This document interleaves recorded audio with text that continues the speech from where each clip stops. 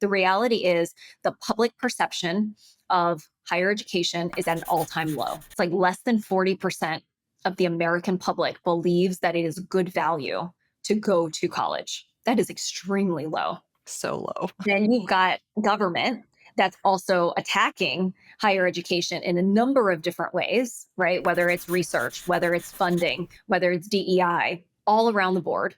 But there is a moment, there's a small piece of, I think, celebration that we should try to tap into, which is, generally speaking, bipartisan.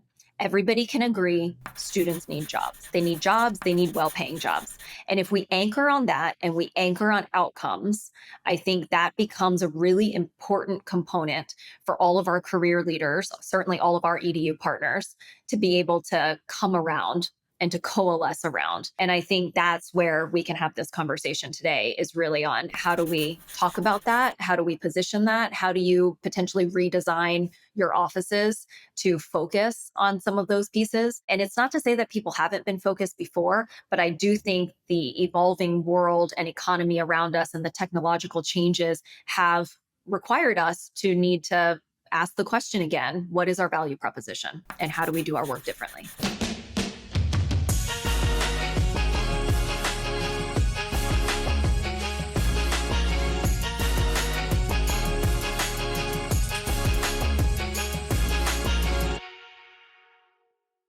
Hey everyone, welcome back to the Career Everywhere podcast. I'm your host, Meredith Metsker, and today I am super excited to be joined by Christine Cruzvergara, the Chief Education Strategy Officer at Handshake.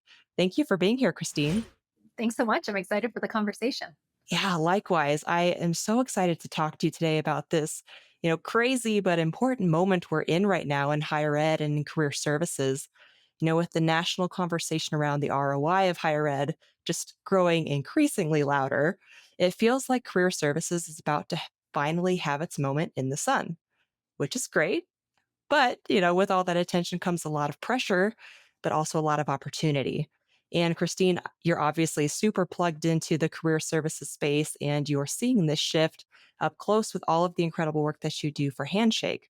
So I'm really looking forward to hearing your take on what's going on right now with higher ed and career services and how career leaders can seize this moment and position themselves as truly strategic partners.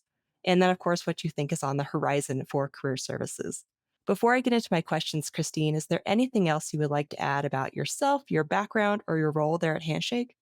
I would actually just say for the listeners and viewers that may be watching that don't know me, I actually spent a decade of my career working in higher education and working in career services. So I've worked at all of the Georges in the DC area, GW, Georgetown, and George Mason, and have also served as the associate provost for career education at Wellesley College. Before coming to Handshake. So some of the things that I might share, some of the stories I might share are both from my very personal experience sitting in the shoes of many of our listeners, as well as from the perspective now working at Handshake as the Chief Education Officer. So just wanted to preface that in case some people are a little confused about what I might be referencing.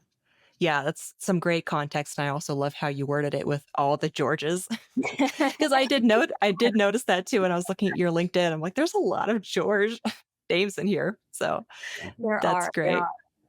Okay, great. Well, before I get into the more like topic specific questions, I do want to kick us off with a question that I ask all of our guests here on the podcast. And that's, what does career everywhere mean to you? So for me, career everywhere essentially means having the conversation about careers and sharing the responsibility of careers everywhere.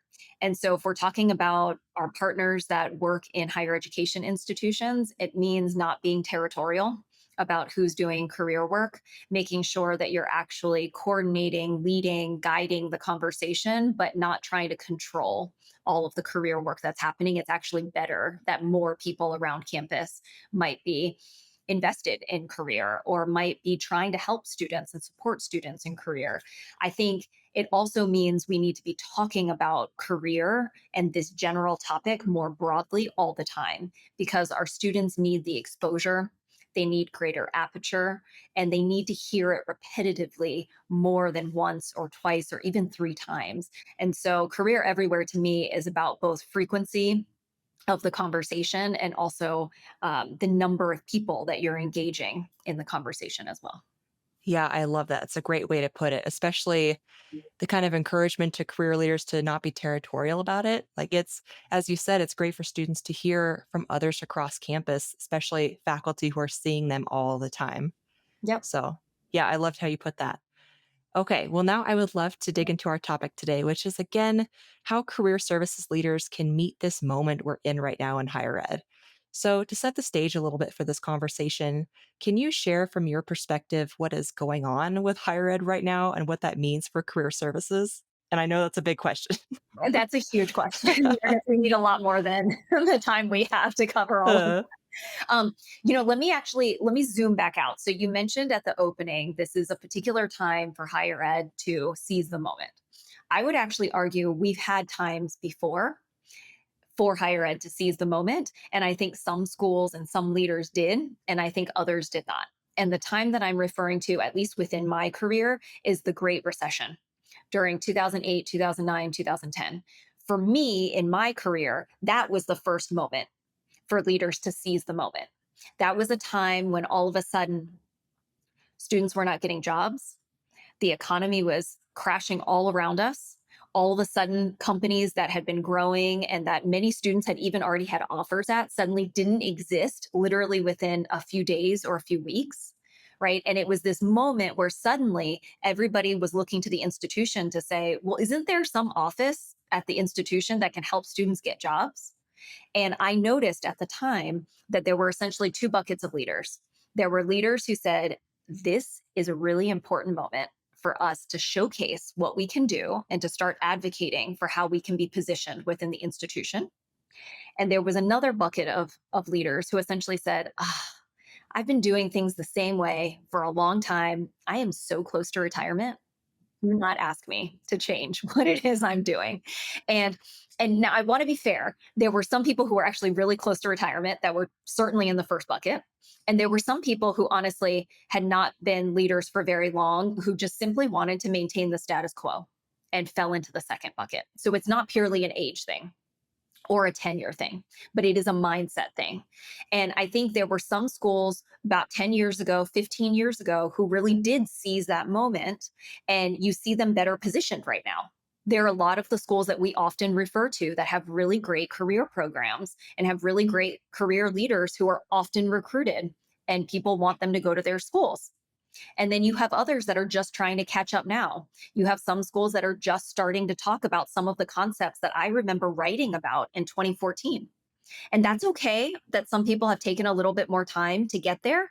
I'm glad they're actually getting there. But I think if we then fast forward to your question, which is what's happening right now in higher education, the reality is the public perception of higher education is at an all time low.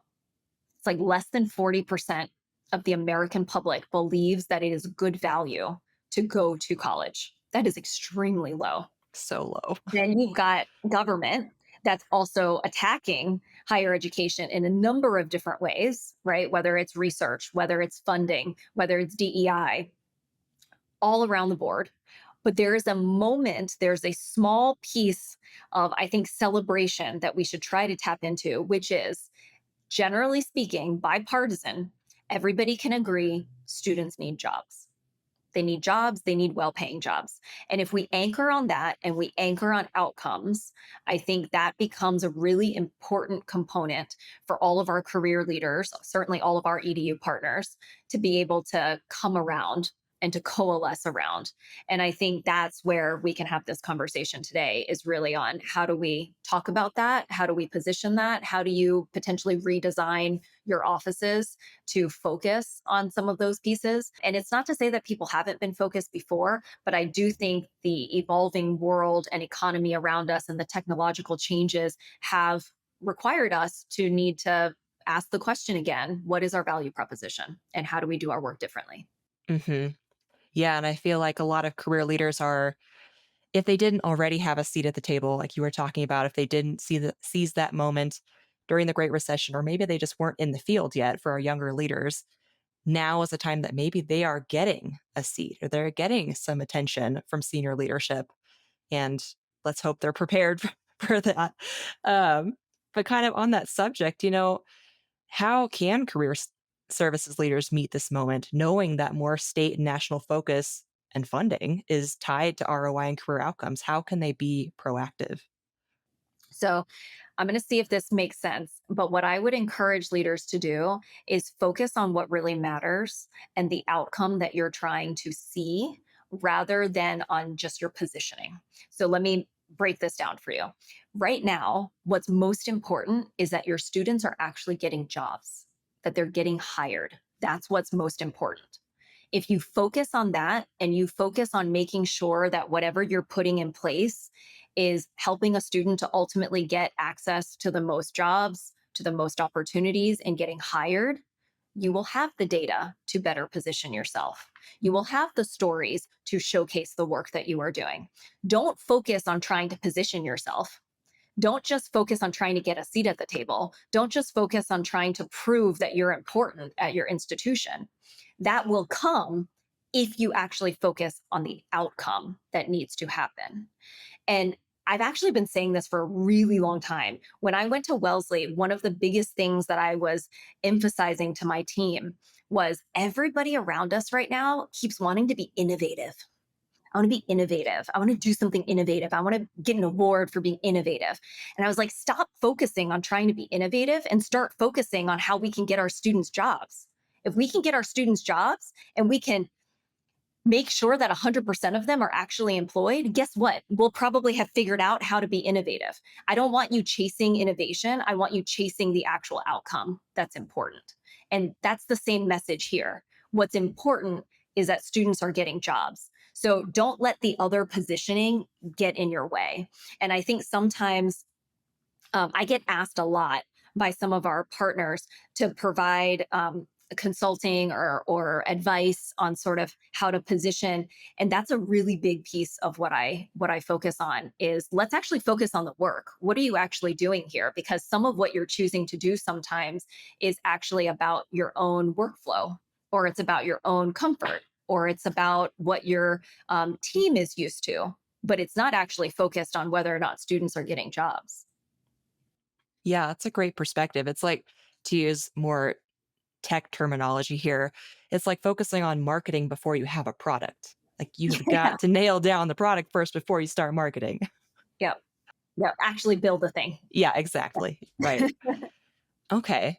Well, that's kind of a good segue to this next question, which is, how can career leaders better share that value proposition or find it and then share it with senior leadership? Yeah. So I think it's a really good exercise, honestly, for career centers, probably, honestly, at least annually, to ask a question of their entire team. What is our value proposition? Why does a student want to use us? Why would they use us over just Googling the information? Or why would they use us instead of going to talk to a friend or their parent or their coach or a faculty member? Right. And it's not an either or. It's not like they can't also talk to those people. But the question is, why do they want to come see you? What is it that you provide that is differentiated from everybody else? Right. And I would argue that most career centers at the moment are still functioning off of value propositions that they've had for a long time. And a lot of times it's around resources. I have knowledge that I can impart on the student. Well, guess what? Students can get most of those resources or they can get most of that knowledge online these days. They don't necessarily have to come in to see you to do that. You Connect is a great example. You facilitate making it even easier for students to be able to get some of that information. And that's important because not all students are going to necessarily come see you in person. So the question becomes, what is your value proposition? What can only you uniquely do? And I will actually answer this for you. There's one value proposition in particular that I think career services can uniquely do that no technology is ever going to be able to take away from them. And that is human connection. You can be an actual extension of your students' network, and you can provide warm introductions for your students to alumni.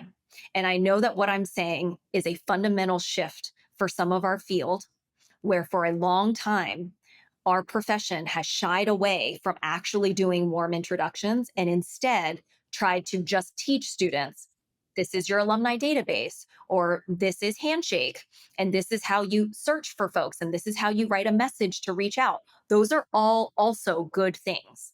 But in this day and age, when everything can actually be so readily accessible at our students' fingertips, what you provide that is different is a warm introduction, and spending time and energy building those alumni relationships or those employer relationships and those student relationships where you actually do feel like, you know what, I know Meredith well enough. She has actually taken the time and energy to show what type of student she is. I would feel comfortable actually introducing her to David, right? Makes a difference. And you're actually, as a career center, modeling the behavior that actually happens in real life. In real life, Meredith, if you were interested in another opportunity, you would actually come to a person and I would make a warm intro for you to someone. That is actually how it works. And so I think being that extension of their network is certainly a value proposition. It's one, it's not all of your value propositions, but it's one of them that is very uniquely you. Yeah, I'm so glad you brought that up because I think that's something, we think about here at UConnect. I'm sure you all think about it at Handshake. And it's, as career services tech platforms or ed tech platforms, we're not trying to replace these folks. We are just trying to help scale. We're trying to supplement, but we will never replace that human connection. So I'm so glad you brought that up because I think that's really important, especially in this incoming age of AI. Like there's nothing can replace that human element of career services leaders. Mhm. So I'm really glad you mentioned that. And I think, Meredith, the tech actually, if used properly and fully optimized, allows you to free up the time so that you can do even more of those human things that only you can do. And I think that's where the partnership actually can exist, but it requires a shift in mindset and it requires an embrace of what technology can do so that you can actually reshift your time allocation in a different way. Yeah, absolutely. Could not agree more. So, kind of going back to the ROI part of this Mhm. conversation. So, with this increased focus on ROI and outcomes, of course, there comes a lot of opportunities for career services. So, what can leaders do to advocate for more resources and funding, whether that's headcount or technology like Handshake or UConnect? I'm just curious what your thoughts are on how they can advocate. I think when it comes to advocacy, one of the most important pieces is to understand who you're advocating to. So, at some schools, you might be advocating to a dean. At some schools, you're advocating to a VPSA. At other schools, you might be advocating to a provost or a president. You have to understand the agenda of the person you are advocating to. What do they care about? What are their priorities? What are they focused on? And how do you fit career within that framework? They're not going to reshift their priorities for you. You have to figure out how to fit your priorities within theirs. And that's probably the number one lesson or message that I often give to folks that reach out for advice or consultation is you have to understand that component of it. Once you do, you can frame your messaging, you can frame how this actually helps support wellness if that's the thing that they care about, or how this helps to support alumni community if that's what they care about, or this is how it helps to support revenue if that's what they're focused on. Whatever it is, we can make it work. You just have to understand what it is they care about first.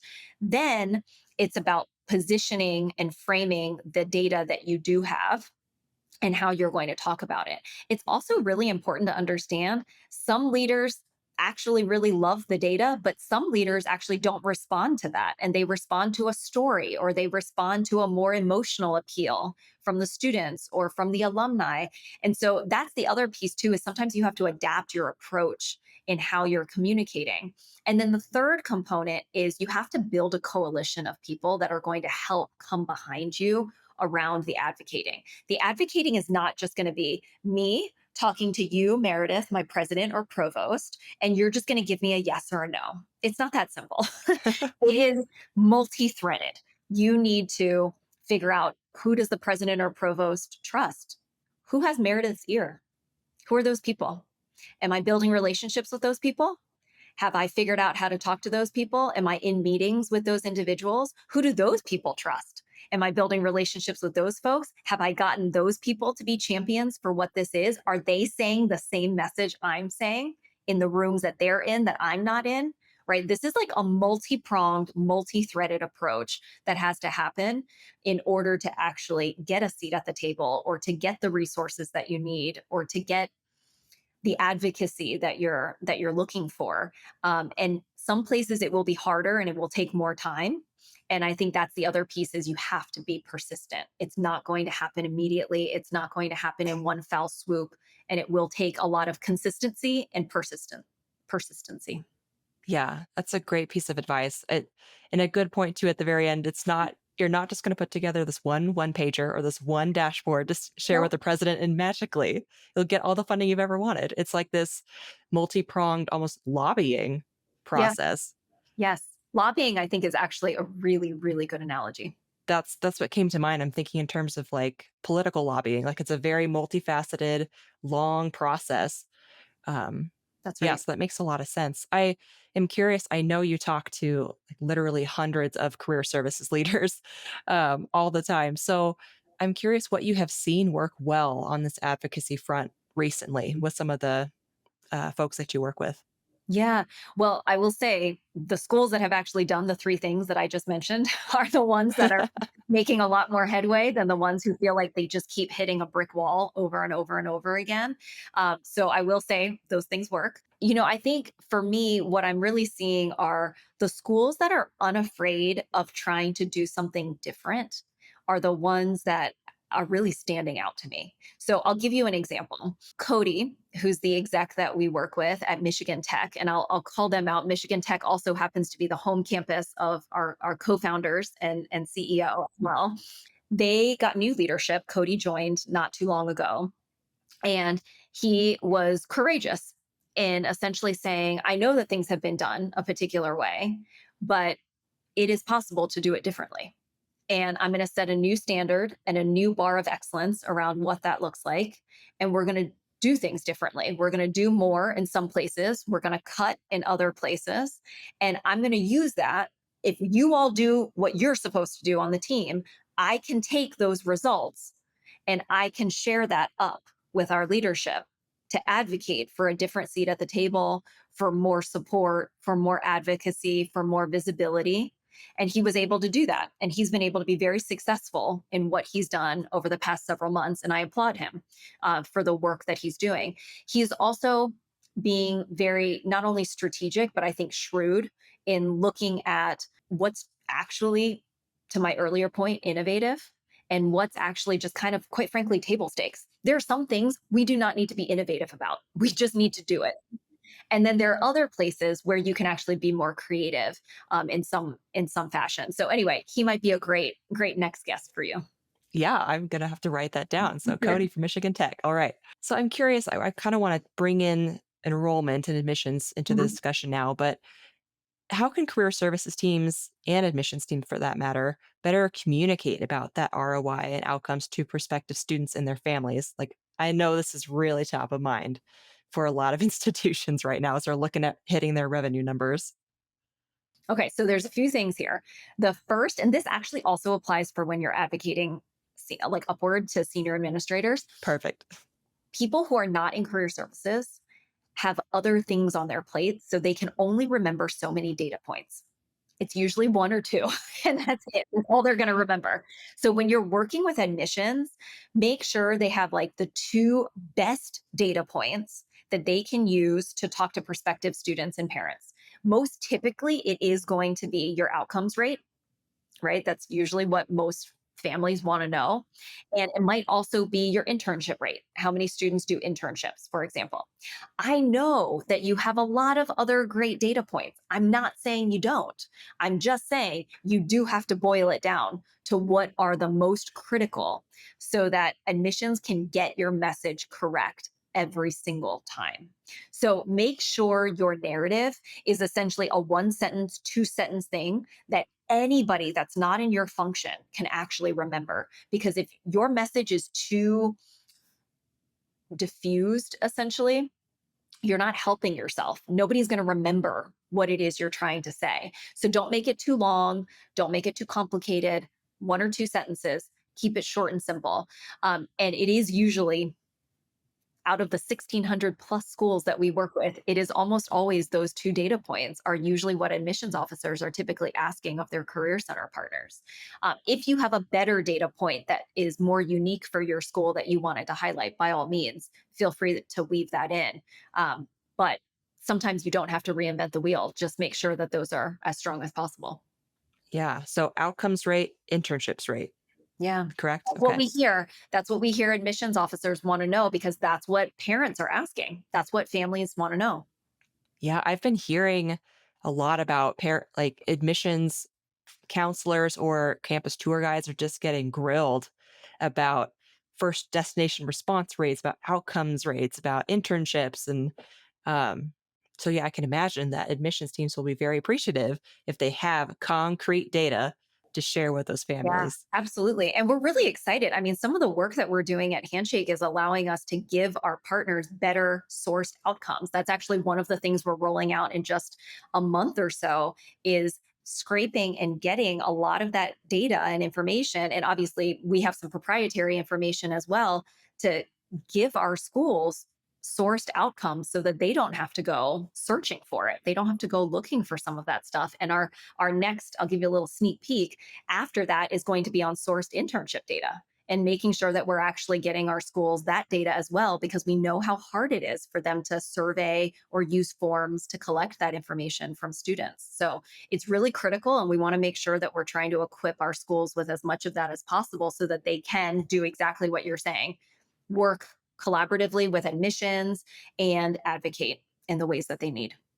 Yeah, that's a great example again of how career services teams can use technology to save time on certain tasks and spend more of their valuable time on those high touch uh, one-on-one interactions with students. Exactly. Yeah. So, Christine, I'm curious for your thoughts on how can career services engage students early in their college career to ensure that they are using all of those services at the different stages of their internship and job search. I know this is something you all think about a lot at Handshake. Oh, for sure. I mean, look, my ideal would be that every student at every university took career courses. That would just be like my dream if they could do that. Because the reality is, getting a job is a skill, and you have to actually learn how to do the whole process. And you and I are literally living through a moment where that's starting to shift and change because of AI, but it hasn't fully shifted yet. You still have to apply for a job and you still have to interview and you still have to do these things. And these are skills that so many students are just learning on the side. They're learning on the side because they went into a career center. They're learning on the side because they have parents or older siblings that can teach them, right? If we could just embed this into the college experience as a class that every single student has to take, we would ensure that the students who need this information most are not the ones falling through the cracks. That's what I worry about the most, are the ones who don't even know that they need to ask because they don't know what to ask.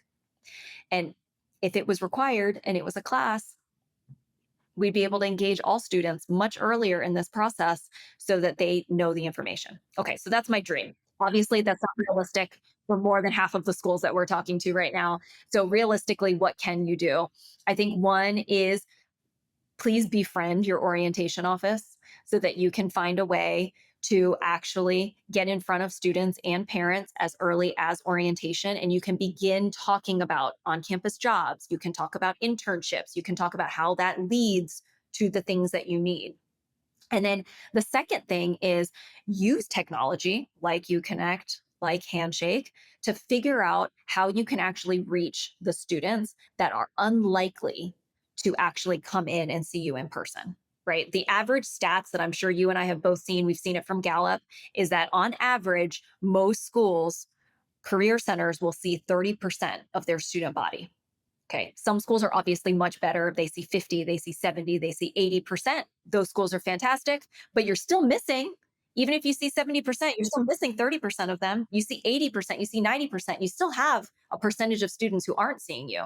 You have to make sure that you've got other ways. And I would say technology is a great way to actually scale your reach for those folks. The reason I say use technology in those ways is because you often have a percentage of students that actually need a much higher touch. And I would rather you spend the time and energy on those students. There are other students that like you point them in the right direction with some tech and they're going to be fine. Right. And so you just have to think about kind of like the 80-20 rule. How are you making sure that you're spending that time valuably on as much of the percentage of students as possible? Hmm. Yeah, this especially makes me think of like first gen students who just may not have that knowledge or that family knowledge about like what is career services. There is a career center. It exists. You should go there. Exactly. Yeah. Okay. Yeah, that makes a lot of sense. And I know it's something we think about a lot here at UConnect is how how can we help career centers engage students even before they're officially enrolled in classes, like before day one, all throughout their college experience, even after graduation. Yeah. Actually, Uh, can I give you one other dream idea that I have? Please do. Yes. That I Let's would love. dream. Okay, so my other dream idea is that faculty would actually do their own form of externships. So they would essentially do like Oh, their own tour of duty every summer. And so they would go back to alumni that they have actually taught themselves. And let's say they choose like three every summer that they job shadow for 1 week. And they actually sit in all their meetings. They see exactly the work that they do, and they get a chance to really engage with their alum around how are you using what you learned in school in your job every day? Is there something you wish you had learned that you didn't, that you had to pick up on the job, that you thought maybe we could have taught you? Right? Just the exposure alone for faculty would allow them to come back into the classroom, even if they change nothing about their curriculum. It would allow them to use more real world examples in class when they are teaching to help students understand how they will apply the skills and competencies that they are learning to different professions. And that alone is so helpful because part of the issue for students is lack of exposure, and so they can't open their aperture because they don't know what else is out there. And one of the easiest ways to change that is to make sure that the people who are in front of students all the time, faculty, are infusing some of those different examples into the work that they do on a daily basis. plus they're making more connections to make those warm introductions that you were Yes. talking about earlier. Yes. Yeah. Also another benefit. Yeah, I love that dream scenario. I think I was in maybe a rare scenario in college. I was a journalism major, so all of my professors were either still in industry as a side hustle or they had just recently come from industry. Mhm. So they kind of had that benefit of still being really connected. But I know that's definitely not the case for every academic program. Exactly. Exactly. Okay. So I'm going to hit you with another big question here. Okay. Um, So, what's one thing that career services needs to do today or this year to better prepare their students for this changing workforce that we've been talking about? Oh, just one. That I is know. a question. You can say more, but we'll start with one. Well, I think honestly, the thing that comes to mind first and foremost is the thing that I mentioned at the beginning, which is career services should focus on how do we get access to more opportunities for our students. It is a tight job market right now. It's a tough economy. Your students need access to more opportunities so that they can get hired. So, what do you need to do to make sure that you're opening up more opportunities for your students and recognize that students can sift through and understand what they're interested in, what they might be willing to pivot to. Students, we know from our data, are willing to be flexible around different industries or different sectors or different roles than what they might have come into school thinking they would do. So don't shortchange your students, give them those opportunities so that they can decide what it is they want to do. And I think that's first and foremost, I think one of the most key pieces there is like just focus on that component, focus on doing whatever you can to get students in front of as many employers as possible. That will increase their chances, and increase their aperture around what's available and what they might be interested in. um, I will give you one other thing that I think career services could do right now to really help students. And I think that is building a stronger network around the Career Center of alumni, of employers, of people that you can make that warm introduction. So I think for me, it really does full circle come back to a lot of the things that we talked about at the beginning. But in this day and age of a lot of applications, of employers feeling really overwhelmed by how many applicants they have, having a warm intro, social capital makes a difference. And as a career center, the more you can do that, the more you can figure out how to be an extension of your students' network, the more valuable you also become to your students and to your institution. Yeah. Yeah, that's great advice. And I'm kind of curious, I want to talk a little bit about scaling that last thing you mentioned, like Mhm. making those warm introductions.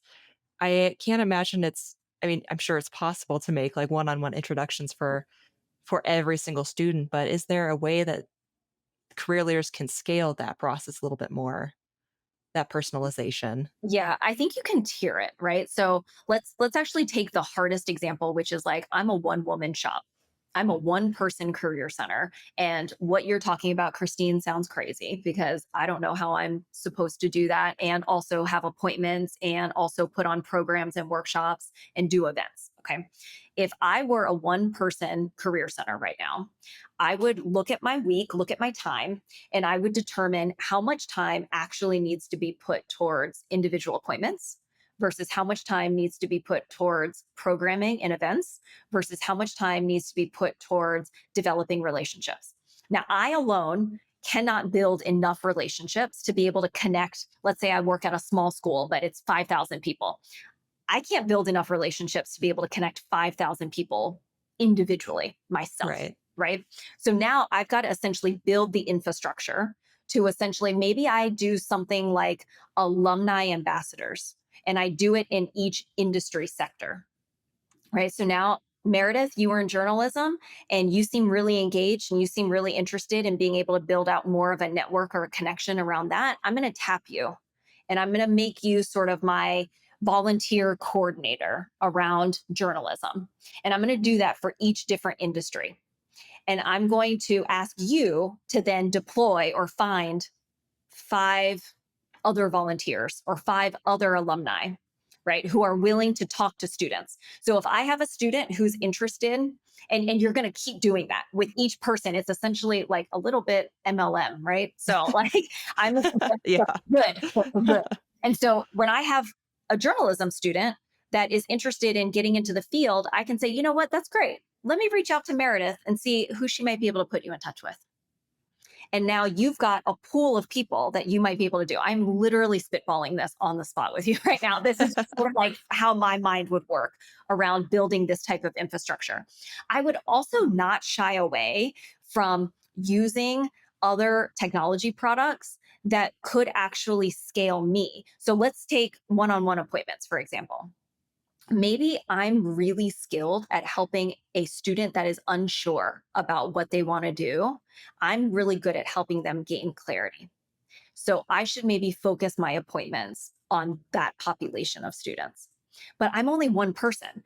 I don't have enough deep expertise on this is exactly how you would get into iBanking. This is how you would get into management consulting. This is how you would get into journalism. This is how you would get into software engineering at a tech company, right? Those are all really different processes and they will require different things in the interview process. And me as one person is unlikely to be able to keep up to date on all of those pieces.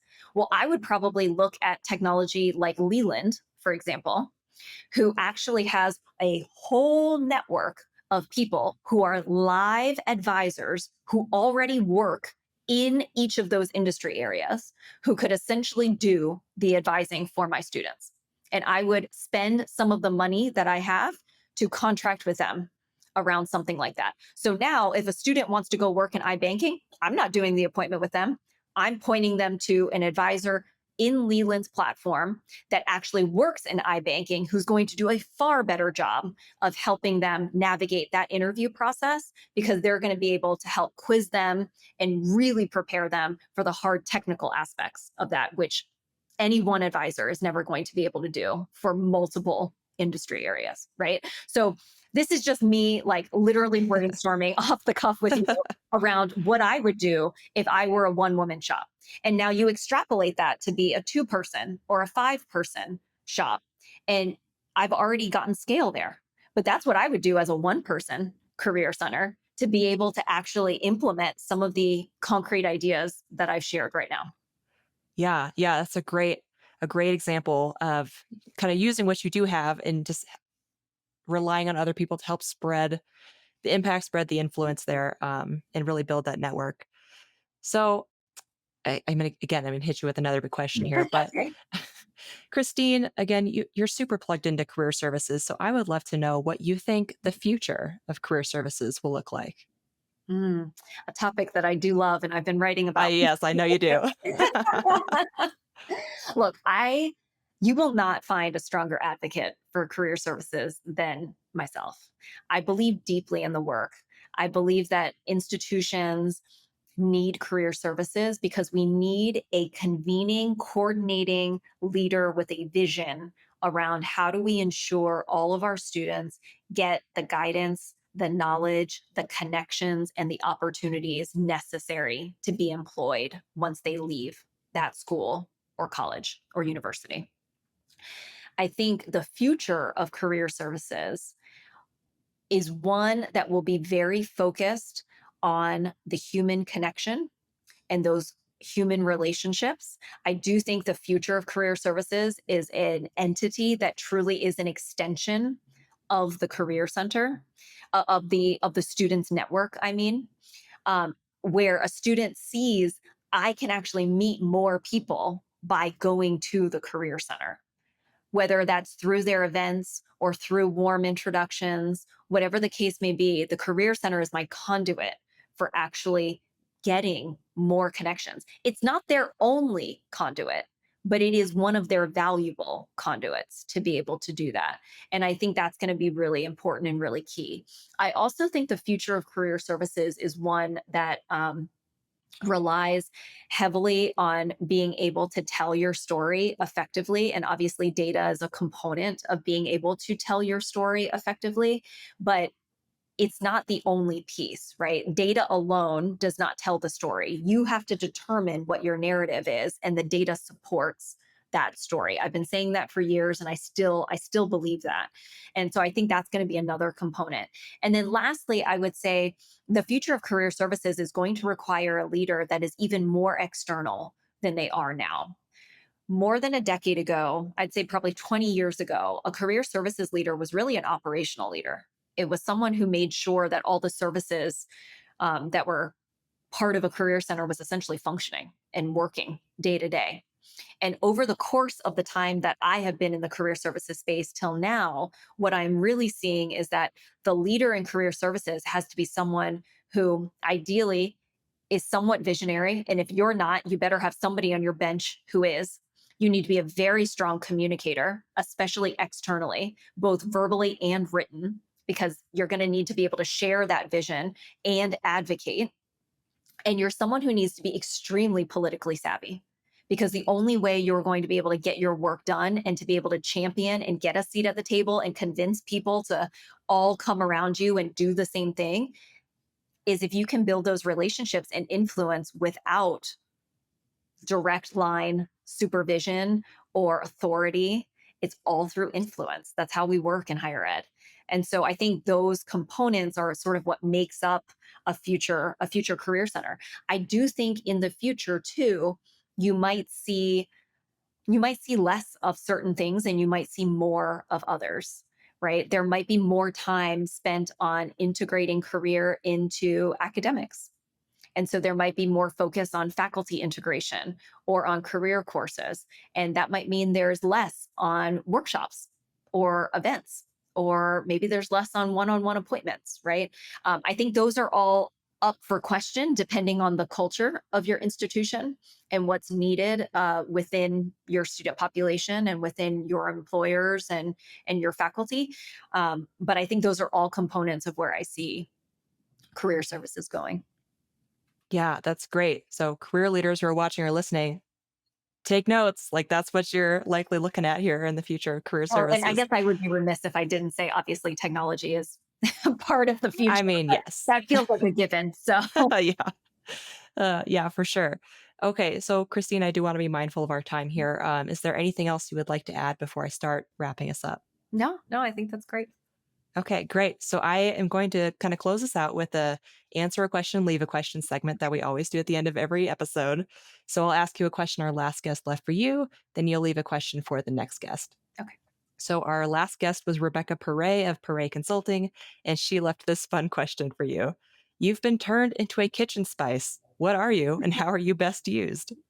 Okay, so the first thing that came to mind when you shared this question with me is I would be salt. Although I fully recognize that technically salt is not a spice, it is a mineral. But I think we all use it as a spice anyway. So I'm still going to stick with my answer. But I think salt, I think it's so incredibly versatile. I think it can be used in so many different ways. And just the right amount enhances whatever your experience is with what you're making.